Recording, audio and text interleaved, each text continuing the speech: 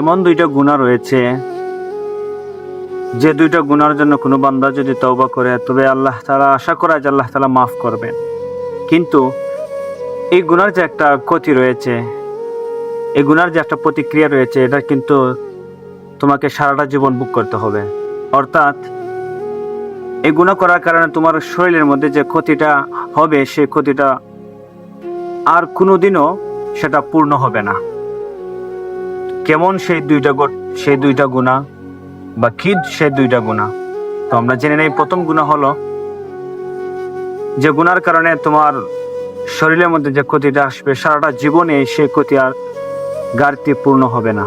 তোর মধ্যে প্রথমটা হলো, সেটা হলো মদ পান করা, নেশা দ্রব্য পান করা। যখন কোনো বান্দা মদ পান করে, মদ পান করার কারণে তার শরীরের মধ্যে যে একটা ক্ষতি আসে, সেই ক্ষতিটা বাকি জিন্দেগানিতেও সে যদি ভালো ইত্যাদি খাবার খায়, তারপরেও সে তার ক্ষতিটা ঘাটতি পূরণ হবে না, বরং এই ক্ষতি তার ক্ষতির মধ্যেই রয়ে যাবে। তো সেটা হলো মদ পান করা। এই মদ পান করার কারণে তার শরীরের মধ্যে যে ক্ষতি আসবে, সেটা কখনো পূর্ণ হবে না। এটা হলো 1 নম্বর গুনাহ।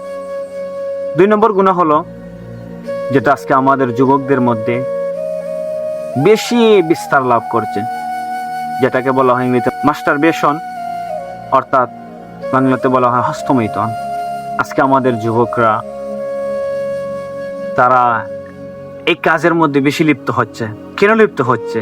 আজকে টাচ মোবাইলের কারণে, অ্যান্ড্রয়েড ফোনের কারণে ওরা এই মোবাইলের ভিতরে অনেক ধরনের খারাপ ভিডিও, যেটাকে বলা হয় নেগেট, বুলফিম ইত্যাদি যেসব ভিডিও, এই সমস্ত ভিডিও ওরা দেখে এই সমস্ত কাজে মাস্টারবেশনের মধ্যে ওরা লিপ্ত হয়ে যায়।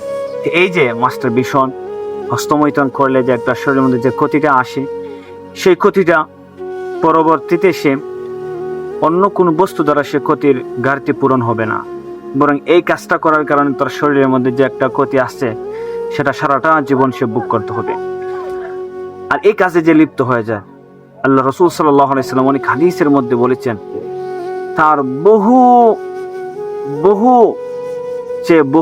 তার ক্ষতি রয়েছে, তার জন্য আযাব রয়েছে, অনেক আযাব রয়েছে।